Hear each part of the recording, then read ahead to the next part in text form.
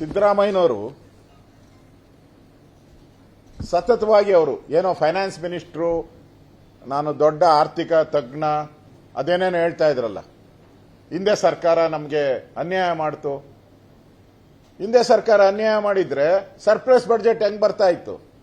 ಅದೇ finance department, ಅದೇ secretary, ಅದೇ IAS ಏನು ಡೂಪ್ಲಿಕೇಟ್ ಮಾಡಿದ್ರಾ ಬಿಜೆಪಿ ಸರ್ಕಾರ? ಹಿಂದೆ ಸರ್ಪ್ಲಸ್ ಬಡ್ಜೆಟ್ ಕೊಟ್ಟಿದ್ರಿ ನಾವು 24,800 ಕೋಟಿ.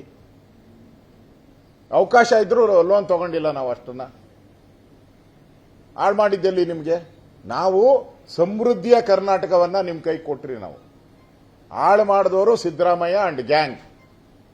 ಅಲಿಬಾಬಾ 40 ಕಳ್ಳರ ರೀತಿ ಲೂಟಿ ಮಾಡಿಬಿಟ್ರಿ ನೀವು. ನಿಮ್ಮ ಫೈನಾನ್ಸ್ ಎಫಿಷಿಯನ್ಸಿ ಏನಿತ್ತು? ಫಸ್ಟ್ ಟೈಮ್ ಏನೋ ಡಿಫಿಷಿಯೇಟ್ ಬಡ್ಜೆಟ್ ಮಾಡಿದ್ರಿ. ನಮ್ದು ಸರ್ಪ್ಲಸ್ ಬಡ್ಜೆಟ್. ಬಿಜೆಪಿ ಸರ್ಕಾರ ಇದ್ದಾಗ ಸರ್ಪ್ಲಸ್ ಬಡ್ಜೆಟ್. ನೀವು ಬಂದ ತಕ್ಷಣ ಹೆಂಗೆ ಡಿಫಿಷಿಯೇಟ್ ಆಗ್ತತೆ? ಅದೇ ಸೆಕ್ರೆಟರಿ, ಅದೇ ಫೈನಾನ್ಸ್ ಸಿಸ್ಟಮ್. ಮುಖ್ಯಮಂತ್ರಿ ಬದಲಾಗಬಹುದಷ್ಟೇ, IAS ಬದಲಾಗಲ್ಲ. ಮಾಡಿದ್ರಿ. ಏನೋ 2ನೇ ವರ್ಷ ಬದಲಾವಣೆ ಮಾಡ್ತೀನಿ ಅಂತ ಹೇಳಿದ್ರಿ ನೀವು. ನೋಡಿ, ನಾನು ಫೈನಾನ್ಸ್ ಆರ್ಥಿಕ ಸ್ಥಿತಿಯನ್ನ ಸುಭದ್ರತೆಗೆ ತರ್ತೀನಿ ಅಂತ ಹೇಳಿದ್ರಿ ಫಸ್ಟ್ನೇ ಬಡ್ಜೆಟ್ ಮಾಡಿದಾಗ. 2ನೇ ಸರಿ ಬಡ್ಜೆಟ್ ಅಲ್ಲಿ ಏನೋ ತರ್ತಾರೆ ಅಂದ್ರೆ ಮತ್ತೆ ಡಿಫಿಷಿಯೇಟ್ ಬಡ್ಜೆಟ್.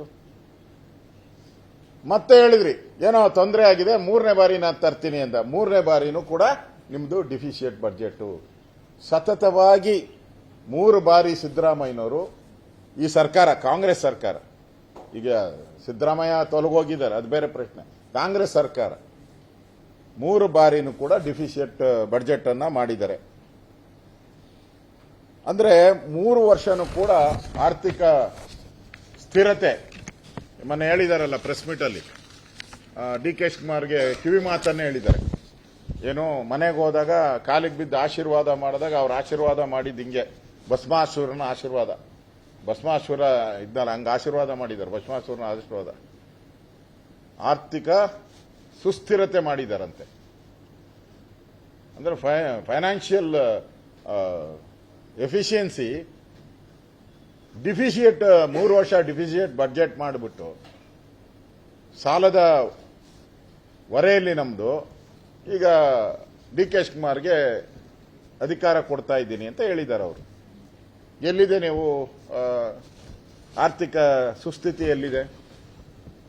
ಆರ್ಥಿಕ ಭದ್ರತೆ ಎಲ್ಲಿದೆ ನಮ್ದು? ಸಿದ್ದರಾಮಯ್ಯ ಅಂಡ್ ಕಾಂಗ್ರೆಸ್ ಸರ್ಕಾರ ಅಭಿವೃದ್ಧಿಯ ಕರ್ನಾಟಕ. ಹಿಂದೆ ಏನು ಅಭಿವೃದ್ಧಿಯ ಕಳೆದ 75 ವರ್ಷ, ನಮ್ಮ ಸ್ವಾತಂತ್ರ್ಯ ಬಂದು 75 ವರ್ಷ ಆಯಿತು. ನಾವೆಲ್ಲ ಕೂಡ ಯಾವತ್ತೂ ಕೂಡ ಕೋವಿಡ್ ಬಿಟ್ರೆ, ಕೋವಿಡ್ ಸಂದರ್ಭ ಬಿಟ್ರೆ, ಕೋವಿಡಿನ ಸಂದರ್ಭ 2 ವರ್ಷ ಬಿಟ್ರೆ ನಮ್ಮ ಇಡೀ ರಾಜ್ಯ ಯಾವತ್ತೂ ಕೂಡ ಆರ್ಥಿಕ ದುಸ್ಥಿತಿಗೆ ಹೋಗಿರಲಿಲ್ಲ ನಾವು. ಫಸ್ಟ್ ಟೈಮ್ ಕಾಂಗ್ರೆಸ್ ಸರ್ಕಾರದಲ್ಲಿ ಈ 3 ವರ್ಷದಲ್ಲಿ ಸಿದ್ದರಾಮಯ್ಯ ಅಂಡ್ DK ಶಿವಕುಮಾರ್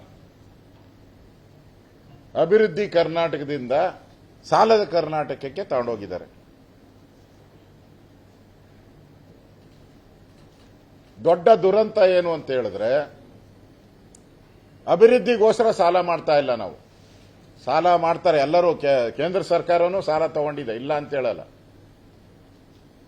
ಅವರನ್ನು ಕೂಡ 200 ಹೇಳಿದಾರಲ್ಲ ಕಾಂಗ್ರೆಸ್, 200 ಕೋಟಿ ಏನೋ 200 ಲಕ್ಷ ಕೋಟಿ ಸಾಲ ಮಾಡಿದ್ದಾರೆ ಅಂತ. ಅದರಲ್ಲಿ 170 ಕೋಟಿ ಅಭಿವೃದ್ಧಿಗೆ ಹಣ ಖರ್ಚು ಮಾಡಿದ್ದಾರೆ. ರೈಲ್ವೆ, ಪೋರ್ಟು, ಏರ್ಪೋರ್ಟು, ರಸ್ತೆಗಳು, ಇದಕ್ಕೆ ಖರ್ಚು ಮಾಡಿದ್ದಾರೆ. ಆದರೆ ನಮ್ಮಲ್ಲಿ ಸಾಲ ತಗೊಂಡಿದ್ದಾರಲ್ಲ ಸಿದ್ದರಾಮಯ್ಯ, 3 ಲಕ್ಷ ಕೋಟಿ ಅಭಿವೃದ್ಧಿಗಿಲ್ಲ. ನೀವು ಕಂಡಂಗೆ ಇಡೀ ಕರ್ನಾಟಕದ ಎಲ್ಲ ರಸ್ತೆಗಳು ಹಾಳಾಗೋಗಿದೆ, ಹಳ್ಳ ಬಿದ್ದ ರಸ್ತೆಗಳು. ಗಾರ್ಬೇಜ್, ಇಡೀ ಬೆಂಗಳೂರು ಗಾರ್ಬೇಜ್ ಮಾಫಿಯಾ ಕೈಗೆ ಕೊಟ್ಬಿಟ್ಟು ಇಡೀ ಬೆಂಗಳೂರು ಗಾರ್ಬೇಜಿನ ವಾಸನೆ ಹೊಡಿತಾ ಇದೆ, ಗಬ್ಬು ನಾತ ಬರ್ತಾ ಇದೆ. ಯಾವುದೇ ಹೊಸ ಆಸ್ಪತ್ರೆಗಳಿಲ್ಲ, ಹೊಸ ಶಾಲೆಗಳಿಲ್ಲ. ಈ ಪರಿಸ್ಥಿತಿ.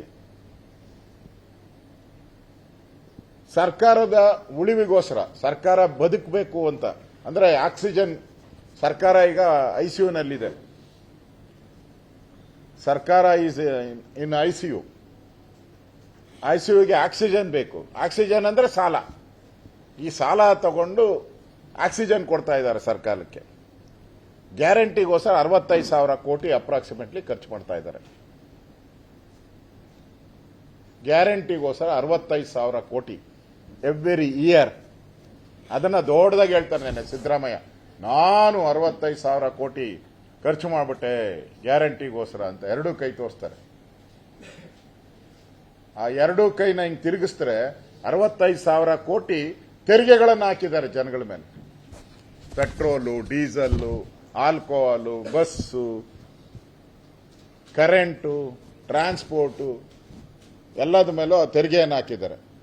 ಆಮೇಲೆ ನಾವು ಎಷ್ಟು ಬಡ್ಡಿ ಕಟ್ತಾ ಇದ್ದೀರಿ ಗೊತ್ತಾ? ಇದಕ್ಕೆ 38,000 ಕೋಟಿ ಬಡ್ಡಿ ಕಟ್ತೀರಿ ಎವ್ರಿ ಇಯರ್. 38,000 ಇಂಟ್ರೆಸ್ಟ್ ಪೇ ಮಾಡ್ತೀರಿ ನಾವು. ಯಾವುದಕ್ಕೆ? ಈ 7 ಲಕ್ಷ ಕೋಟಿ, 7,64,000 ಲಕ್ಷ ಕೋಟಿಗೆ ನಾವು ಬಡ್ಡಿ ಕಟ್ತಾ ಇರೋದು 38,000 ಕೋಟಿ. ಅಂದ್ರೆ ನೀವು ಈ 65,000 ಕೋಟಿ ಗ್ಯಾರಂಟಿದು ಅಡಿಷನಲ್ ಆಗಿ ಬಂದಿರೋದು, ಆಮೇಲೆ 38,000 ಬಡ್ಡಿ ಕಟ್ಟಿದ್ದು, ಇವೆರಡು ಸೇರಿದ್ರೆ 1,03,000 ಕೋಟಿ ಆಗೋಗ್ತದೆ. 1,03,000 ಕೋಟಿ. ನಾವು ಅಭಿವೃದ್ಧಿ ಖರ್ಚು ಮಾಡೋದೆಷ್ಟು? 84,000 ಕೋಟಿ ಅಂದಾಜು. ಎಲ್ಲಿದೆ 84,000 ಕೋಟಿ ಖರ್ಚು ಮಾಡೋಕ್ಕೆ? ಅದಕ್ಕಿಂತ ಜಾಸ್ತಿನೇ ಹೊರಟಿದೆಯಲ್ಲ. ನಾವು ಬಡ್ಡಿ ಮತ್ತು ಗ್ಯಾರಂಟಿಗೋಸ್ಕರನೇ ಹಣ ಹೋಗ್ತಾ ಇದೆ. ಹಾಗಾದ್ರೆ ನಾನು DK ಶಿವಕುಮಾರ್ ಈಗ ಹೊಸದಾಗಿ ಪ್ರಾಯೋಜಿತ ಮುಖ್ಯಮಂತ್ರಿನ ಏನೋ ಇದಾರಲ್ಲ, ಏನು ನಿಯೋಜಿತ, ನಾನೆಲ್ಲ ಪ್ರಯೋಜನ ಇಲ್ಲದ ಮುಖ್ಯಮಂತ್ರಿ ಅನ್ಕಂಡೆ. ನಿಯೋಜಿತ ಮುಖ್ಯಮಂತ್ರಿಗೆ ನಾನು ಕೇಳ್ತೀನಿ, ಹಾಗಾದ್ರೆ ರಸ್ತೆಗೆ ಎಲ್ಲಿಂದ ಹಣ ತರ್ತೀರಾ? ನಿಮ್ಮ ಹಣ ಎಲ್ಲ ಗ್ಯಾರಂಟಿ ಮತ್ತು ಬಡ್ಡಿಗೆ ಹೊರಟೋಗ್ತದೆ. ರಸ್ತೆಗೆ ಎಲ್ಲಿಂದ ಹಣ ತರ್ತೀರಾ? ನೀರಾವರಿಗೆ ಎಲ್ಲಿಂದ ಹಣ ತರ್ತೀರಾ? ಆಸ್ಪತ್ರೆಗಳಿಗೆ ಔಷಧಿ ಕೊಡಕ್ಕೆ ಆಗ್ತಾ ಇಲ್ಲ 3 ವರ್ಷದಿಂದ, ಅದಕ್ಕೆಲ್ಲ ಹಣ ಕೊಡ್ತಾ ಇದ್ದೀರಾ? ಶಾಲೆಗಳು ಎಲ್ಲ ಕಡೆ ಮುಚ್ತಾ ಇದೆ. ಸುಮಾರು 1,600ಕ್ಕೂ ಹೆಚ್ಚು ಶಾಲೆ ಮುಚ್ಚೋಗಿದೆ. ಮಕ್ಕಳಿಲ್ದಿರ ಮುಚ್ಚೋಗಿದೆ 1,600ಕ್ಕೂ ಹೆಚ್ಚು ಶಾಲೆಗಳು. ಉತ್ತರ ಕರ್ನಾಟಕದ ಅಭಿವೃದ್ಧಿಗೆ ಈಗ ಅಧಿವೇಶನ ಅಲ್ಲೇ ಮಾಡಬೇಕು ಅಂತ ಹೇಳ್ತೀರಲ್ಲ. ಈಗ ಜುಲೈಯಲ್ಲಿ ಅಧಿವೇಶನ ಅಲ್ಲೇ. ಯಾವ ಮುಖ ಇಟ್ಕೊಂಡು ಉತ್ತರ ಕರ್ನಾಟಕಕ್ಕೆ ಅಧಿವೇಶನ ಮಾಡ್ತಾ ಇದ್ದೀರಾ? ಕಳೆದ 2 ಬಾರಿ ನೀವು ಮಾಡಿ ಉತ್ತರ ಕರ್ನಾಟಕಕ್ಕೆ ಏನ್ ಕೊಟ್ರಿ? ಭರವಸೆಗಳನ್ನ ಕೊಟ್ರಿ ಅಷ್ಟೇ. ಉತ್ತರ ಕರ್ನಾಟಕಕ್ಕೆ ಏನು ಹಣನೇ ಕೊಟ್ಟಿಲ್ಲ. ಈ ನಿಮ್ಮ ಹತ್ರ ಹಣನೂ ಇಲ್ಲ. ಯಾಕಂದ್ರೆ ಬರೋ ಹಣ ಎಲ್ಲ ಪರ್ತಿ ಬಡ್ಡಿ ಕಟ್ಟಬೇಕು, ಗ್ಯಾರಂಟಿಗೆ ಹೋಗ್ತೈತೆ ನಿಮ್ಗೆ ಹಣ. ಅಭಿವೃದ್ಧಿ ಹಣವನ್ನ ಎಲ್ಲ ಸಾಲ ನುಂಗ್ತಾ ಇರೋದು ನಾವು ನೋಡ್ತಾ ಇದ್ದೀವಿ.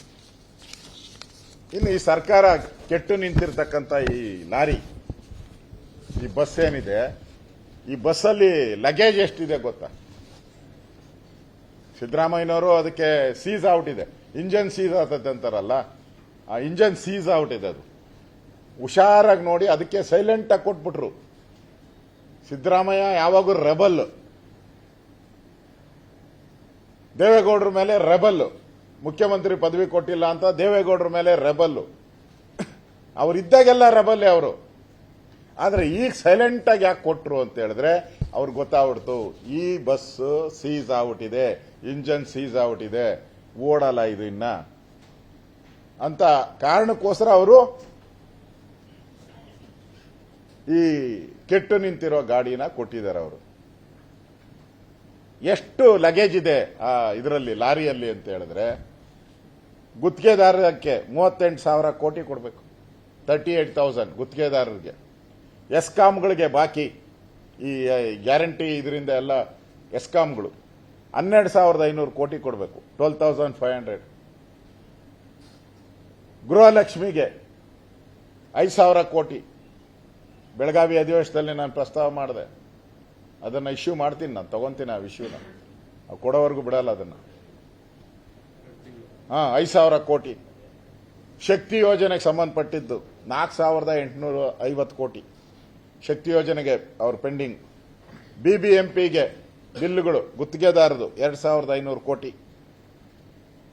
ಸಾರಿಗೆ ಸಿಬ್ಬಂದಿ ಸ್ಟ್ರೈಕ್ ನಡೀತಾ ಇದೆಯಲ್ಲ, ಕೋರ್ಟ್ ಸ್ಟೇ ಕೊಟ್ಟಿದೆ. ಅದು ಯಾವಾಗ ಕೋರ್ಟ್ ಹಿಂದೆ ತೆಗೆಯುತ್ತೋ ಗೊತ್ತಿಲ್ಲ. 38 ತಿಂಗಳ ಬಾಕಿ ಅವ್ರು ಕೊಡಬೇಕಾಗಿರೋದು 2,000 ಕೋಟಿ. ಅನ್ನಭಾಗ್ಯದ್ದು 1 ತಿಂಗಳದು ಪೆಂಡಿಂಗ್ ಇದೆ, 600 ಕೋಟಿ ಪೆಂಡಿಂಗು.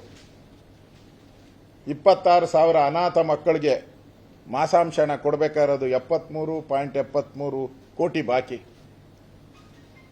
ಭಿಕ್ಷುಕರ ಕಲ್ಯಾಣಕ್ಕೆ ಕೊಡಬೇಕಾಗಿರೋದು 23 ಕೋಟಿ 42 ಲಕ್ಷ. ಇಷ್ಟೆಲ್ಲ ಬಾಕಿ, ಸುಮಾರು 75,689 ಕೋಟಿ. ಇದು ಟೋಟಲ್, ಇದೆಲ್ಲ ಲೆಕ್ಕ ಹಾಕ್ಬಿಟ್ರೆ 75,689 ಕೋಟಿ. ಬಡ್ಡಿ 38,000 ಕೋಟಿ. ಗ್ಯಾರಂಟಿಗೆ ಕೊಡಬೇಕಾಗಿರೋದು 65,000 ಕೋಟಿ. ಎಲ್ಲ ಸೇರಿದ್ರೆ 2 ಲಕ್ಷ ಕೋಟಿ. ಅಂದ್ರೆ ಇವಾಗ ಡಿ ಕೆ ಶಿವಕುಮಾರ್ ಈ ವರ್ಷ ತೀರಿಸಬೇಕು, ಇದನ್ನೆಲ್ಲ ಕೊಡಬೇಕು. ಎಲ್ಲಿಂದ ಬರ್ತೈತೆ? ಎಲ್ಲಿದೆ ಹಣ? Where is the money for the development? There is no money for the development. ಹಣನೇ ಇಲ್ಲ ಈಗ. ನಿರ್ಭೀತ, ನಿಷ್ಪಕ್ಷಪಾತ, ವಿಶ್ವಾಸಾರ್ಹ ಸುದ್ದಿಗಳಿಗೆ ಮತ್ತೊಂದು ಹೆಸರಾಗಿರುವ News18 ಕನ್ನಡ ಈಗ ಆಪ್ನಲ್ಲೂ ಲಭ್ಯವಿದೆ. ದಯವಿಟ್ಟು ಇಲ್ಲಿರುವ QR ಕೋಡ್ ಅನ್ನು ಸ್ಕ್ಯಾನ್ ಮಾಡಿಕೊಂಡು ಆಪ್ ಡೌನ್ಲೋಡ್ ಮಾಡೋದಕ್ಕೆ ಮರಿಬೇಡಿ. ನಿಮ್ಮ ಬೆಂಬಲ ಹೀಗೆ ಸದಾ ನಮ್ಮೊಂದಿಗಿರಲಿ. ಧನ್ಯವಾದ.